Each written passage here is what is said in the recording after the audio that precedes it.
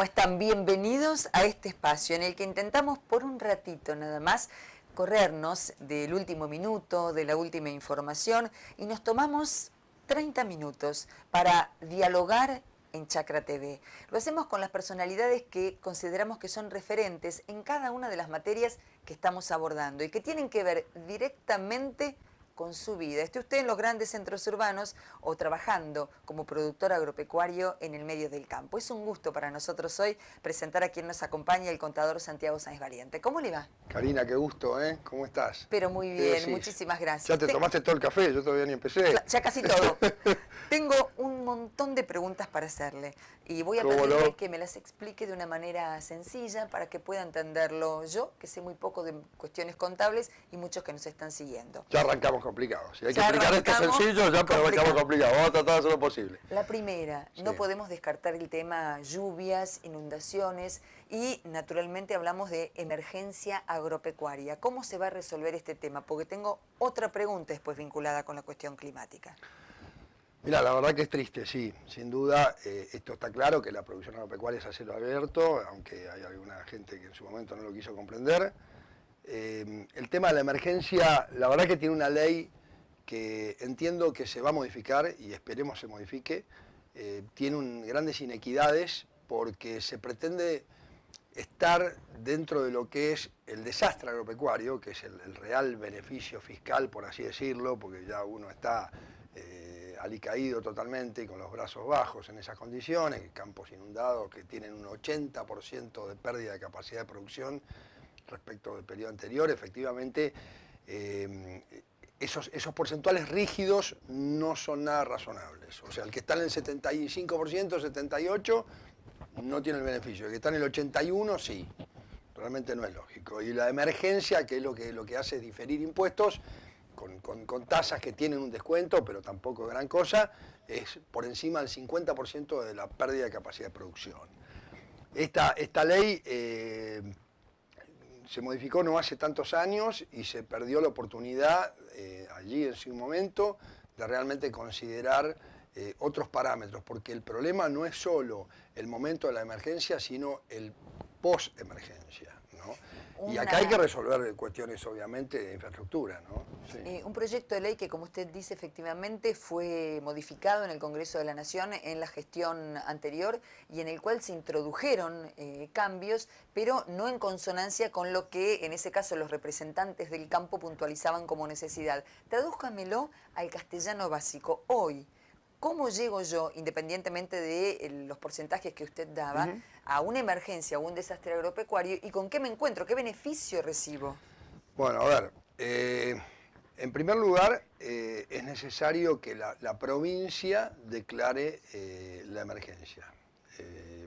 Digamos, la nación declara que esa provincia está en emergencia. Luego, mi establecimiento debe estar en emergencia o desastre según el caso, y lo tengo que demostrar haciendo la solicitud específica con una nota que cumpla normas de la Resolución General de AFIP, a los fines de solicitar el certificado de emergencia para el establecimiento, porque puede haber dentro de la misma zona otros que no están afectados.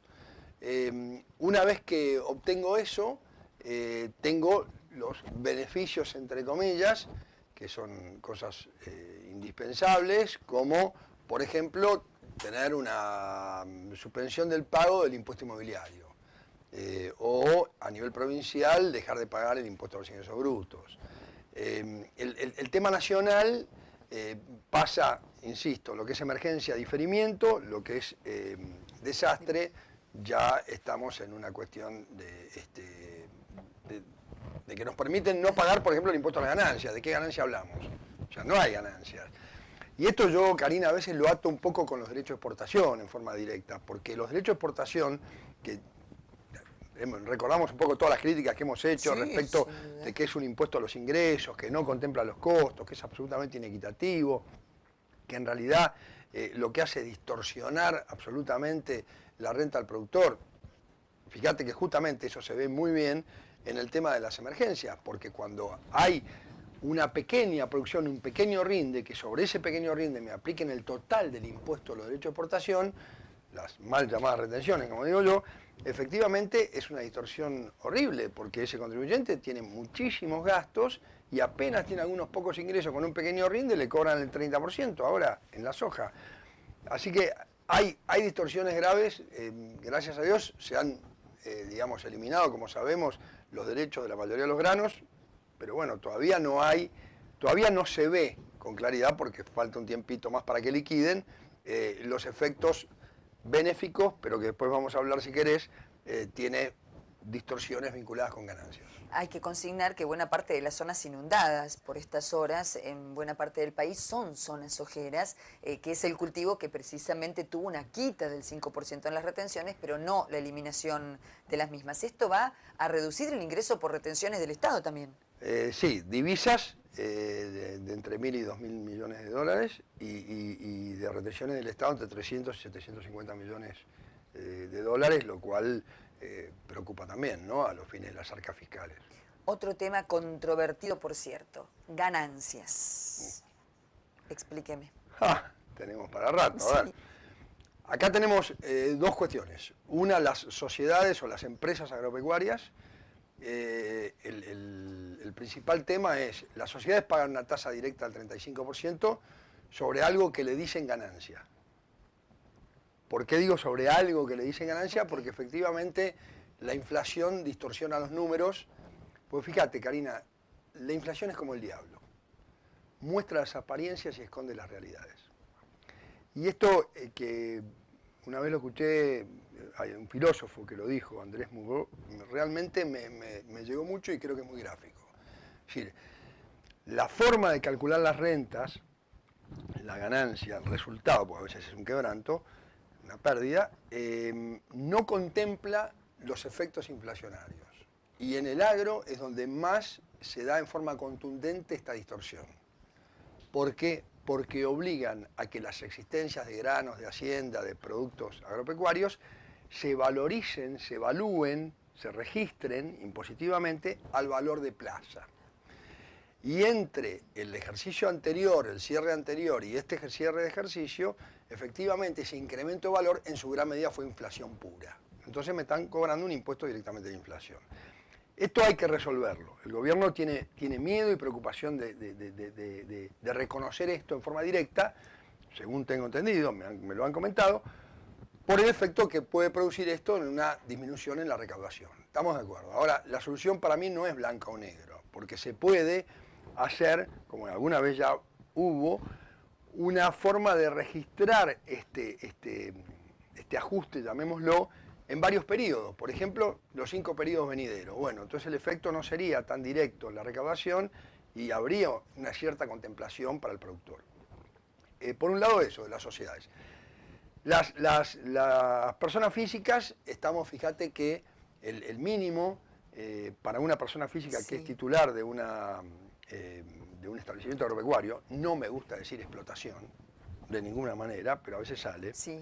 Pero un establecimiento agropecuario, una persona física, hoy tiene un mínimo no imponible, genéricamente llamado, de 7.000 pesos. Claro. Soltero. Por encima de 7.000 pesos, ¿qué comienza a pagar? Comienza a pagar la tabla, en función de la tabla, que va del 9 al 35%.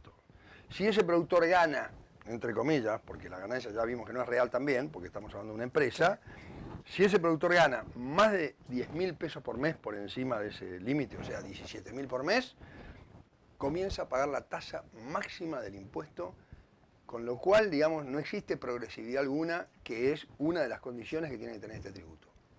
Esto es uno de los problemas.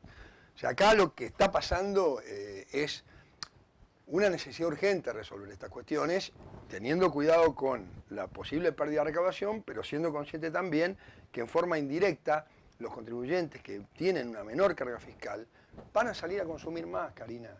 Y por lo tanto, hay otras, la empresa que gana va a tener que pagar más impuestos, se va a recaudar más a través del IVA. Es una de las cuestiones para mí indispensables de resolver. A lo largo de los años mucho se ha hablado acerca de la necesidad de reformular la base impositiva de la República Argentina, porque los productores señalan en muchas ocasiones que hay superposiciones de tasas, impuestos comunales, municipales, provinciales, nacionales. ¿Se sigue dando esto como hace años? ¿Se ha modificado? ¿Es necesario modificar la plantilla impositiva nacional? Karina, sin ninguna duda, a ver, la estructura tributaria hay que revisarla toda. De hecho, el Consejo Nacional de Ciencias Económicas ha hecho varias propuestas de reforma fiscal, la Asociación Argentina de Estudios Fiscales, de la cual también formó parte, ha hecho sus aportes. Creo que hay que buscar una estructura tributaria de manera que se incentive el crecimiento y el desarrollo. Y esto tiene que ver con la excelente charla que vimos y hace pocos días de la sustentabilidad, la innovación y la tecnología. Es decir, para llegar a eso y para lograr eso también tiene que haber beneficios o, digamos, contemplaciones o deducciones específicas vinculadas con las maquinarias agrícolas, con los fertilizantes, todo lo que sabemos que hace APRESIT y todas las entidades. Bueno, ahora tenemos un nuevo presidente, ¿no? Pedro Viñó, Sí. gran tipo, y bueno, sigue Pilu al lado, así que estamos todos muy contentos. Pero realmente creo que es indispensable ir en ese camino, y lo que vos decís respecto del tema de las tasas, por supuesto que hay duplicaciones, hay tasas que no son tasas. ¿Por qué digo que no son tasas? Son impuestos. Si no se prestan efectivamente los servicios, esas tasas tienen otra connotación absolutamente distinta. Y superposiciones hay, por supuesto. Hay que resolverlo, hay muchas propuestas, y bueno, ya después vamos a hablar un día, si querés, de todas las propuestas de reforma tributaria, porque creo que hay muchas y son importantes mencionar. Con muchísimo gusto. Hay un término que desde que nació ha resultado controvertido. Es una sigla, ¿no? El IVA. Por estas horas hay una iniciativa, al menos, que tiene que ver con la devolución de parte del IVA o del 100% del IVA y con la tarjeta. ¿Me explica cómo es? Ahora, lo primero que te cuento del IVA, hay algo que es importante, ¿no? O sea, es un impuesto que empezó en el año 1975 en la Argentina, nace allá en el año 1919 en Europa, en Alemania, pero lo cierto es que en la Argentina se instala en 1975 una tasa del 13%. Hoy la tasa general es el 21%. Es un impuesto que está concebido para ser pagado por el consumidor final. Está concebido estructuralmente así. No debe ser pagado por las empresas. En realidad, las empresas, aquellos que están dentro de la cadena económica, debiera ser neutro el impuesto. Esto también, ¿A través de la devolución podría ser? No, a través de la propia liquidación. Perfecto. Como lo que se hace es trasladar el impuesto que se va cargando en las distintas etapas, se traslada todo al consumidor final. Los entes económicos, los agentes económicos que actúan, debieran tener un efecto neutro, cero, lejos de la realidad, muy lejos de la realidad. ¿Qué pasa? Si nosotros hacemos cualquier modificación de tasa, de alícuota, en las distintas etapas, tienen distintos efectos. Fíjate vos hoy el agro, y por eso te lo ato a los alimentos, el agro tiene una tasa del 10,5%. La gente de la calle, la gente de a pie, como dicen, ¿qué piensa? Que es un beneficio para el agro. Claro, sin dudas. Y dicen, tenés un IVA a la mitad. Bueno, lejos de eso, el agro está absolutamente perjudicado, porque gran cantidad de los créditos a su favor de IVA, que en definitiva son costos o gastos, digamos, que paga con IVA, están alcanzados al 21%. El 21%. Algunos al 10,5%, los muy directamente vinculados. Sin embargo, las interpretaciones del fisco hacen que eso se limite más aún. Vos fíjate que la semilla misma está al 21%. Los honorarios del contador, lo más importante del balance, Karina, también al 21%. El veterinario, el ingeniero agrónomo, o sea, esto es un problema real hoy. Si a esto le agregamos algún intento de reducir la alícuota, más aún, o a otros bienes, como se ha hablado, los pollos y los cerdos, el productor agropecuario está en mayores problemas y el daño es enorme. Se acumulan saldos a favor que quedan a valor nominal, que esto quiere decir no se actualizan, y realmente es muy grave. Además hay que puntualizarlo en términos prácticos, luego esa devolución quede, aunque no se actualice, no se hace generalmente en tiempo y forma. En el caso de la maquinaria agrícola ha habido demoras que superó los 2 años. Sí, por supuesto, pero además, el saldo que yo me estoy refiriendo no está previsto devolución. Ah, no está previsto. O sea, el saldo sí por un trámite especial, el de los bienes de uso. Perfecto. Pero este tramo, Después está el otro tema, que son las retenciones del registro fiscal de operador de granos, el atraso, todo. Pero yo me estoy refiriendo a este otro crédito. Bueno, es complicado de explicar todo, muy café por medio. Pero lo cierto es que, apuntando creo, el fondo de tu pregunta, me parece que lo que hay que resolver es urgente establecer la tarjeta social que se le va a entregar a los jubilados y a aquellos que están dentro de la asignación universal por hijo, y entonces lo que hay que hacer es subvencionar, se dice, la demanda, no hacer más subsidios generales. Explíqueme cómo sería. Esto quiere decir que esta gente, que es los que van a demandar estos productos y que se consumen prácticamente todo su ingreso en impuesto al valor agregado, terminan pagando el 21% de todo su ingreso, porque se lo gastan, no están en condiciones de ahorrar, a ellos es a quien hay que directamente subvencionarlos, a través de la tarjeta social. Me parece que esta tarjeta social es una muy buena idea, se aplica en Uruguay. En Argentina lo que hay que hacer, porque sabemos que está lleno de argentinos, digamos, hay que controlarlo más. Claro. Y entonces tendría que el supermercado pedirle el documento a la persona que presenta su tarjeta social, que es una tarjeta de débito, y se le acredita directamente a esa tarjeta de débito. No es un beneficio cash, ni mucho menos.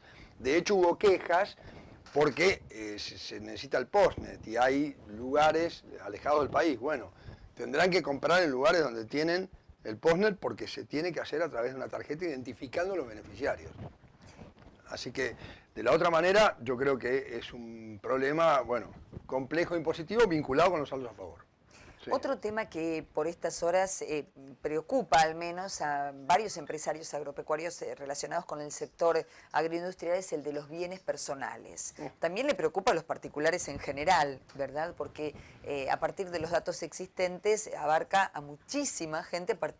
A ver, corríjame, alguien que tiene una propiedad de un vehículo promedio ya está abarcado. Y capaz que con una bicicleta también. Mirá, a ver, estamos en un problema muy grande con bienes personales.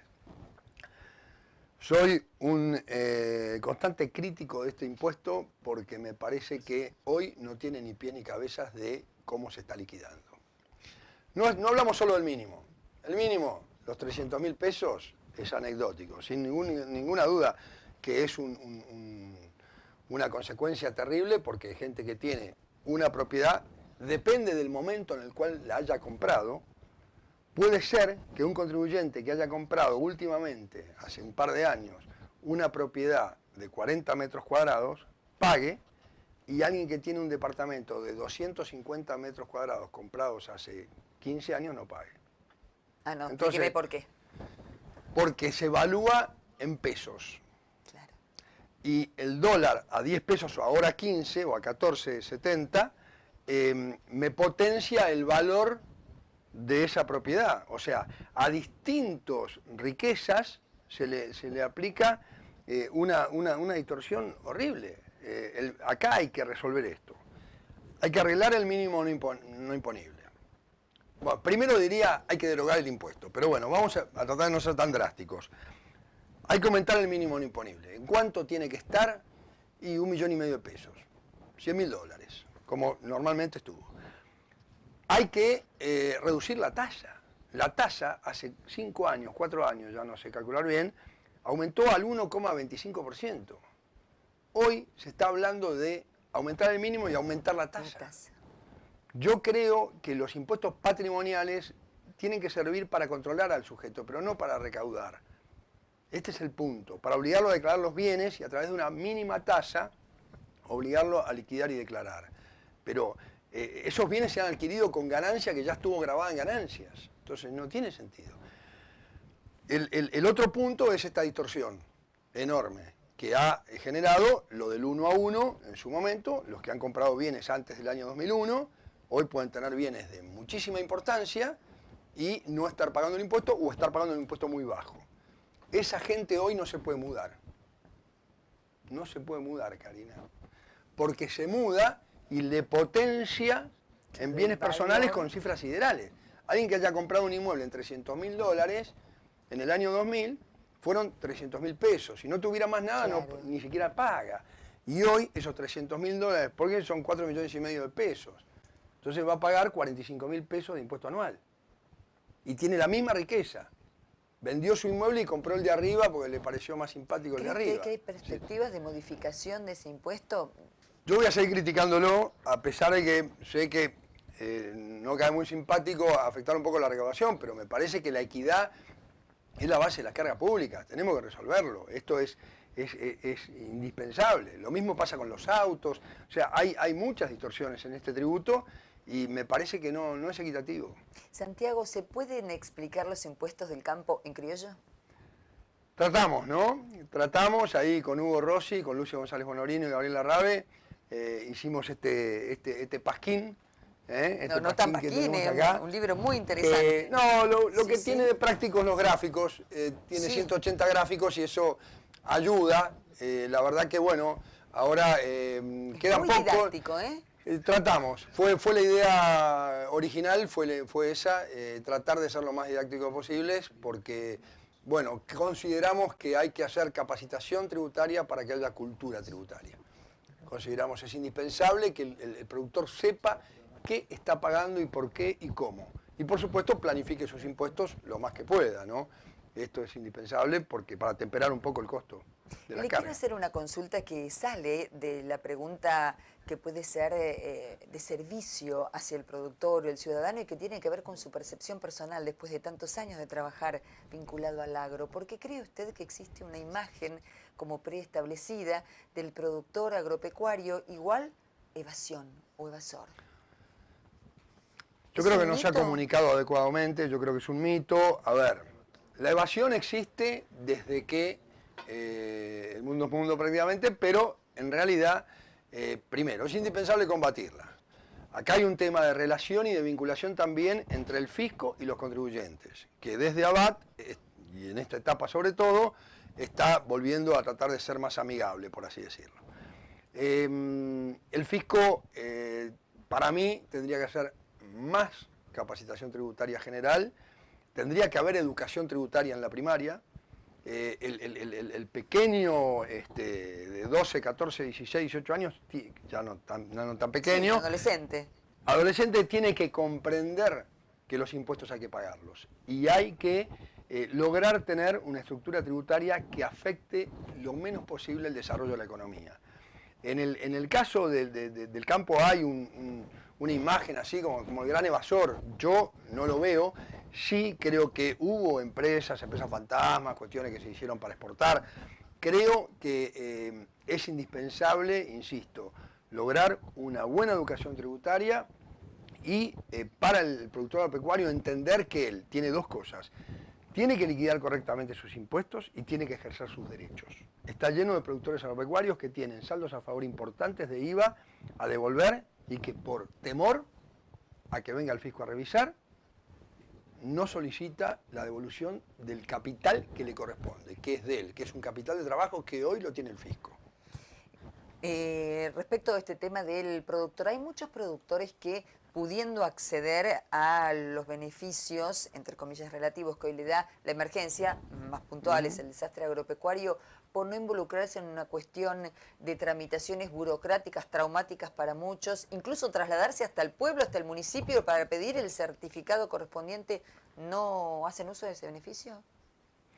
Yo creo que sí, que hay muchos que no lo hacen. Tampoco en algunas ocasiones son demasiados los beneficios, pero por lo pronto que no le hagan ejecución fiscal de sus deudas si no las paga. Esto en emergencia es así. Creo que sí. Sabemos que en el Ministerio de Agroindustria se está trabajando en el tema de emergencia. Yo espero una solución pronta, pero respecto de la percepción de la gente, creo que sí. Creo que a veces no se ejerce ese derecho y otros que te comento, que hay muchos, que el contribuyente no los ejerce, por miedo a una verificación, por miedo a que, bueno, si uno no tiene las cosas ordenadas, este miedo no tendría que existir, y muchas veces el miedo lo meten nuestros propios colegas. Por ejemplo. Lo cual me preocupa. Por ejemplo, que un propio responsable contable de una empresa diga no es conveniente.